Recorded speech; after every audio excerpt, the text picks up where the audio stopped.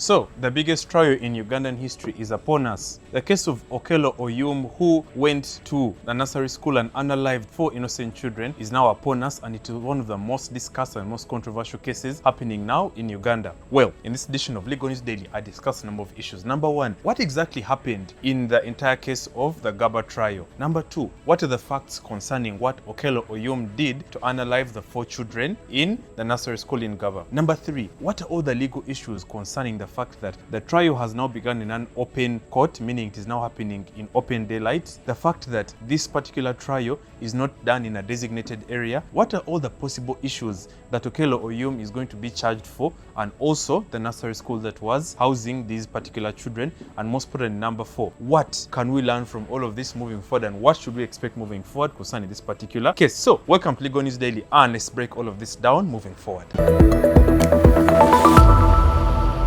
Welcome to Legal News Daily. I'm your host Kahuma on this channel. Like I always say, Legal News Daily is our daily legal news segment where I discuss all things national and international, political, social, but most importantly, legal. Now, those of you who are new to Simply Legal, this is the trial of the century because the facts of this particular case are quite gruesome, and I'm going to describe them briefly, precisely, but also with a lot of description. Not so long ago, we find that one particular individual called Okello Oyum went to a nursery school in Gaba, which is located in Kampala. Okello Oyum entered into the nursery school, posed as a parent who is intending to bring his child into the nursery school, went ahead and inquired about the requirements of posting his child into this school, inquired about the admission fees, and also went ahead and stated that I want to look around the school. So the school authorities looked at this particular man who looked aged enough to have a child in nursery, and then let him into the nursery school to look around and see where his child was going to go in courts. Now we find that Okello Oyum actually entered into this nursery school with an unidentified weapon, and also went into the playground of the nursery school where children were now playing innocently. Okello then took out his weapon and then started unaliving 4 children and also left 3 others injured. So we find that there were about 8 victims in this particular case. But the fact that these were innocent children who were 5 years and below, leading to the unaliving and the passing away of 4 children, it now sent the entire community of Gaba ablaze, reaching a point that if the mob had not gathered around this particular area into the scene of the crime to grab Okello and then try to bring justice upon him, the police actually went ahead and dispersed the mob, stating that, look, this is not the particular place, day and time to try Okello Oyum because he's going to face justice for the crimes that he has just committed. Now the mob was so enraged, so abashed, so put into utter shock because the parents of these particular children came to pick up their children and found that they were going to pick up children who are no longer alive. Now, these were the brief facts. Okello Oyum has now been ever since remanded to Luzira Maximum Prison, awaiting for his trial to start. So Okello's situation is to be currently on remand while his case is still undergoing processing and is now going to undergo trial. Now, these have been 2 weeks ever since Okello Oyum committed this particular offense. But now the executive went ahead and showed interest in this particular matter because I've not only seen this matter in Ugandan media like NBS, NTV, but I've also seen it on Al Jazeera, I've seen it on BBC, and the entire world is now calling for justice concerning the particular case of Okello Oyum. Now, we need to discuss what are the legal issues around this. Like I said, the executive, which is the one of the 3 arms of government, has now put its interest in this particular matter and has now acted ultra vires. Acting ultra vires means that it has now taken a step to interfere in this particular matter. Now, I want to describe what the executive is among all the arms of government. We have the executive, we have the judiciary, and have the legislature. These are all the 3 arms of government which are all empowered by the Constitution of the Republic of Uganda, 1995, as amended. Now, all these 3 arms are what make a government. Now, the current particular arm of government which is handling this case of Okello Oyum is the judiciary, because the judiciary comprises of the judges, the magistrates, and all the judicial officers who are in charge of judging these particular cases or any particular case. Now, we have different court systems, like I always say. For the magistrates court, we have the chief magistrates court, we have the high court, we have the Court of Appeal, then we have the Supreme Court. Now, all of these have different judicial officers in different grades. Now, in this particular case, Okello Yum is being charged for a homicide, a possible homicide, and also the case of murder. Now, we find that Okello Yum is being charged in an open court. Now, why is this being done?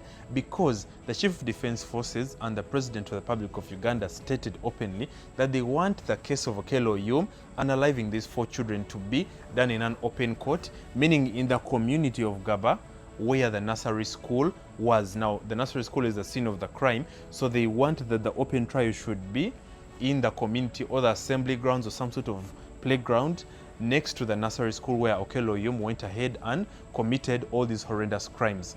Now, I want to describe the particular case under which Okello Yum's crime falls. I will describe what a crime is, and a crime basically is a bad act or a wrongful act done in any society or community.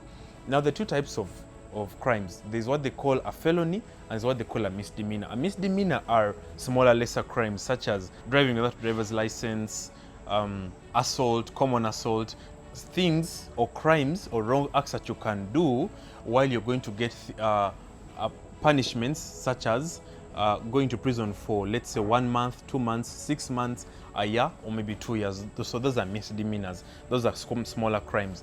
However, a capital offense, or what is called a felony is a large crime which deserves a capital offense. A capital offense means either going to go for life imprisonment, you're going to go to jail for 25 years, for 10 years, something which you have done which is going to affect the society, or something that you have done that has caused loss of life or unaliving of someone. Now, in this particular case, the way I've described all of the facts, Okello Yum went and posed as a parent. That can even be looked at as misrepresentation. Okello Yum entered into a nursery school where the little children with a dangerous weapon. Number 3, Okello Yum went ahead and also started brutalizing and unaliving little children. So all of that are going to constitute to so many crimes that Okello Yum is going to be charged for. But the major offense is also going to be looked at as murder. Now, when you look at all of the facts of the case being put in an open court, I believe this is going to give the parents a semblance of justice, because the community needs to be seen that government is doing something to be able to bring this criminal to justice. Now, let us look at the other side of the law. The Uganda Law Society President Isaac Semakade stated in a press release statement that, look, much as we have all seen the gruesome work that Okello Yum has done, we need to look at what the law says. In particular, Article 28 of the Constitution of the Republic of Uganda, 1995, was amended. Now, Article 28 talks about presumption of innocence, a free, fair, and speedy trial. Now, Article 28 has so many things under it, so many clauses, which state that any person who has been presented as a criminal in the courts of law, number 1, deserves a free, speedy, and fair trial. Now, Isaac Semakade and the Uganda Law Society is stating that, yes, Okello Yum unalived these 4 children.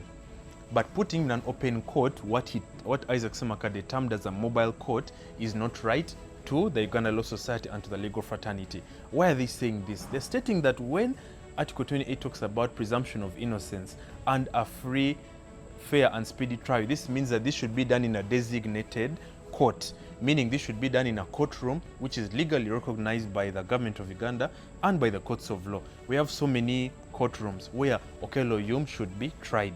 When you look at other people who are being tried for larger criminal offenses, such as Dr. Kanukiza Besje for treason, such as Molly Katanga also for unaliving her husband, then we look at the fact that why are they being tried in designated courtrooms, and yet Okello Yum, who has committed larger and more hideous offenses, is being put in an open trial. So that is number 1, what the Uganda Society is saying is not right about the Okello Yum case. Number 2, when we look at presumption of innocence, still under Article 28, it states that any particular person is innocent until proven guilty. So we all know that Okello Yum definitely is guilty, but still we have to go to the mother law of the land, which is the Constitution, and that is what Uganda Law Society's argument is. Uganda Law Society, through Isaac Semakade and all the people in the Uganda Law Society, are stating that, please put Okello Yum in a court of law where he's going to be tried by the High Court, because now this is a High Court matter, And we are now going to see that the law is going to take place. And why is Isaac Simakade saying this? He's stating that through the Uganda Law Society, he has the entire legal backing of the Uganda Law Society and the judiciary, stating that if you allow Okello Oyum to be tried in an open court in the community of Gaba, next to the nursery school where the scene of the crime happened, then it means that every particular public case, like Okello Oyum's nature, is going to be tried in a public court, and therefore Isaac Simakade is stating that it is going to undermine the court system, the judiciary system, and the watchdog, which is Uganda Law Society, because all in all, every capital offense such as what Okello Oyum did or what he has done is supposed to be tried in a designated courtroom by the High Court Criminal Division. So was the executive right to take him to an open court? The executive was trying to answer the cries of the people or the residents of Gaba who take their children to this same nursery school. Now, aside from the criminal offense, we look at the fact that when Okello Oyum entered the nursery school, is the school liable? Because we have to look at also negligence. Let's look at the civil side. Negligence and recklessness should also be put on the school, because the parents should also sue the nursery school. Why am I saying this? Because every particular person who enters into a nursery school, a school full of infants, like people who are 7 years and below. In law, we basically have the fact that every particular case is delicate from the start. So the safety of infants or the safety of little children of a nursery school, meaning it definitely means that the duty of care should be so high, given the fact that we are now, this business of a nursery school is so delicate that you should be able to protect infants at the highest level of discretion possible. So the fact that the school was reckless and negligent to allow Okello Oyum to enter into this school and pretend that he was a parent, then I think the school also has some charges to answer for the fact that there was some sort of negligence and recklessness on their part. Now, all in all, I've discussed the legal issues concerning this particular matter of Okello Oyum unaliving these 4 children. But I've discussed for you the fact that Okello Oyum committed the homicide and also led to the loss of lives of 4 children, innocent children. Being put in an open court system, that one is going to be decided by the executive and the judiciary, who are now taking over this particular matter. Well, I mean, it's truly Terry Kahuma. Until next time, please let me know what I should talk about in a future video. I think the Constitution ought to be respected in both angles. Okello Oyum definitely needs to face justice, but all in all, we need to follow the right procedure of the judicial system and the court system. And we find that I know the lives of the innocent lives of these 4 children is going to be brought to justice. Definitely, blood cannot be spilled, and there's no justice, or there will be no one to answer for, even in the eyes of God. Well, please let me know what I should talk about in a future video. Let's just see how the events of Okello Oyum's case are going to go moving forward. Until next time, I'll see you. Bye-bye.